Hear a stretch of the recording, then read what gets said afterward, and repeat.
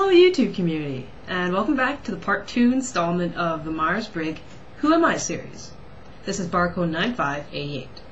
Now, just before we dive right into today's topic, which is going to be discussing the pros and cons and the differences between I and E, introversion and extroversion, I would like to take this brief moment just to encourage my floor mate, who this rant is about, to please refrain, as tempting as I know it is, from having noisy sex at 4 in the morning in the room next door on a school night. Yes, dipshit, that is you.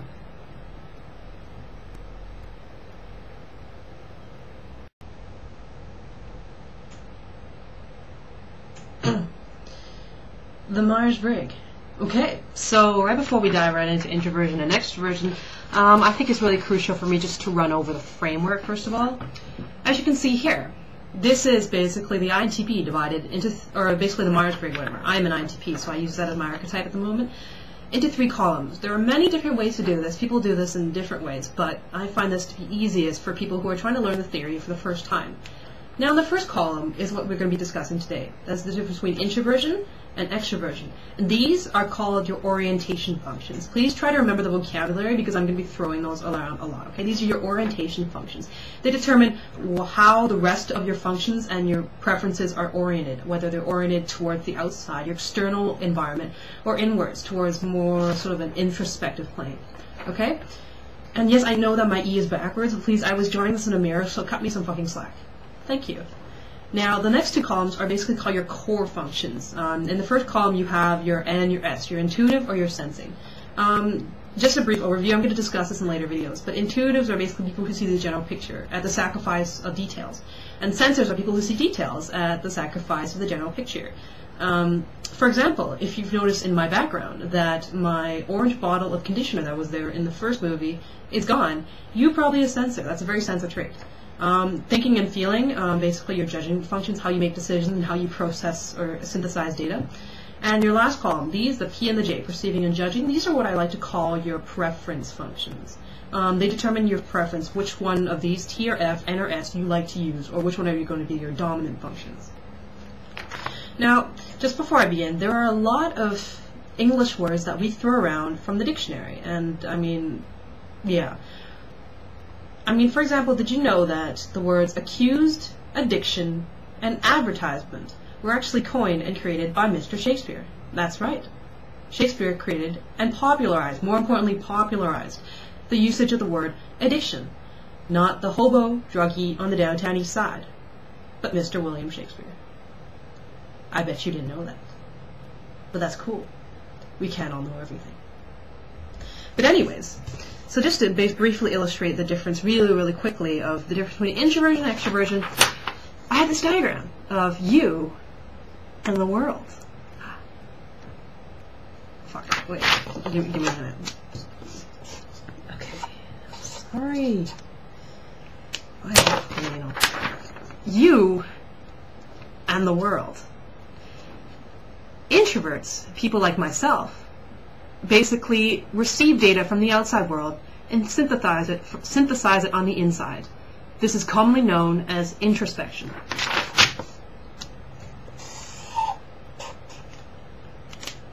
There you have it. These are the introverts because they receive data from the outside world and synthesize it on the inside.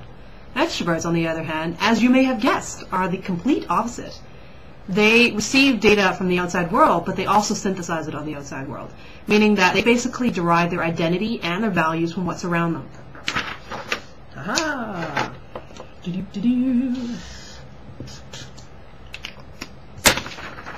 Check that out. Isn't that pretty? Yeah, I think so too. Okay. Alright, so in the last bit of the video, it's going to be the fun part. I have a list of 6 points here from a book that I really respect called Owner's Guide or Owner's Manual, whatever, by this guy named Thompson. And basically, yeah, this is the part where you get to decide whether you're an INE. So I'm just going to run down the 6 points and maybe give you guys some examples, okay?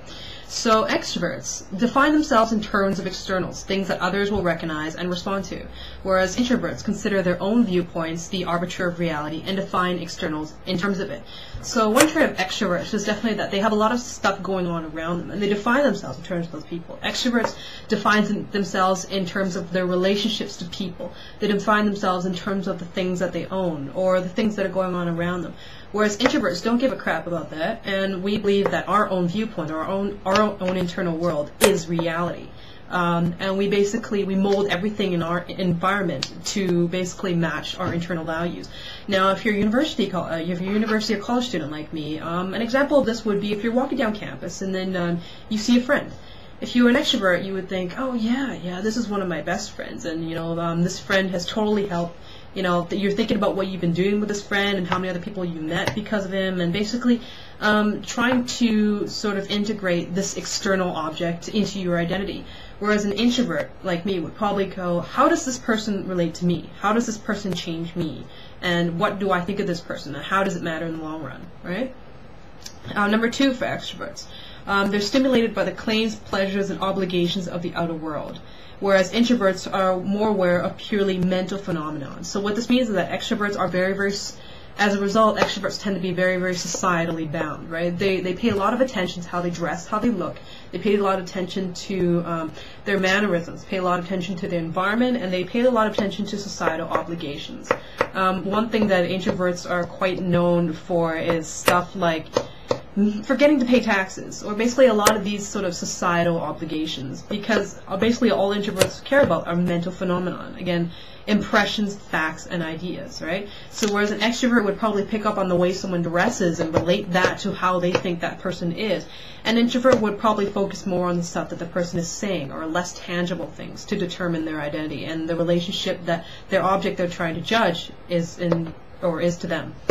Right? And this other one that I found very interesting is that this is probably one of the biggest defining factors in determining whether you're an extrovert or introvert, is that extroverts basically act before reflecting, or leap before they look, and introverts look before they leap. Now, this may seem kind of, that means that introverts, are more rational or smarter, but that is absolutely not true, because both types have their sort of have their pros and cons. Basically, for example, this happened to me a lot in my high school English class, right? I'm an introvert, and what happens is that when I have an idea, I don't say it right away. I try to prune it in my idea to make it sound absolutely pitch perfect before I give it to the rest of the class.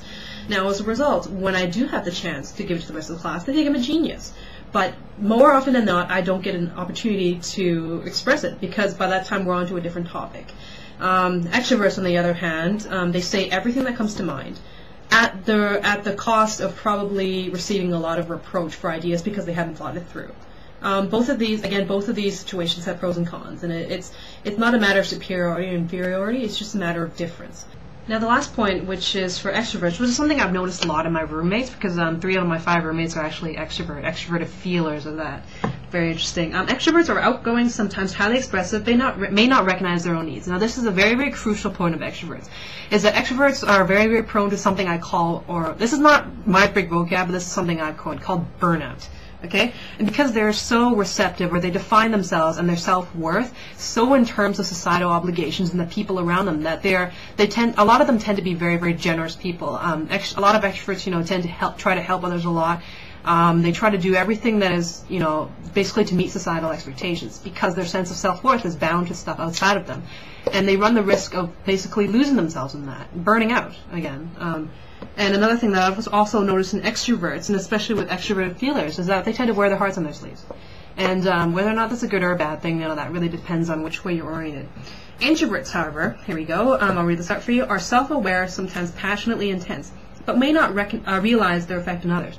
And this is very true. I've noticed a lot of the time when I'm debating, or in a debate in a class, and I may be giving my personal opinion, and basically due to the nature of my introvert thinking, I tend to give it in a very deadpan manner. Even though the content that I'm saying is anything but deadpan, it's often very, very highly charged. And a lot of people don't understand why I seem not to be affected by it. And a lot of people also don't understand why how I don't realize the profound effect that my words are having on other people. And that's another thing about introverts, and they need to be careful about that, is really, really, really make an effort to notice the effect that you are having on the people around you. Because we have a tendency not to recognize that, which is kind of bad. So yeah, that's basically introversion and extroversion in a nutshell. There's a lot more to it, but I cannot cram it into 10 minutes. It's just too much. And yeah, if you have any questions, feel free to, again, message me. And yeah, I'm going to be, next video, I'm going to be talking about the core functions. So subscribe or stick around, whatever, alright? So yeah, peace out.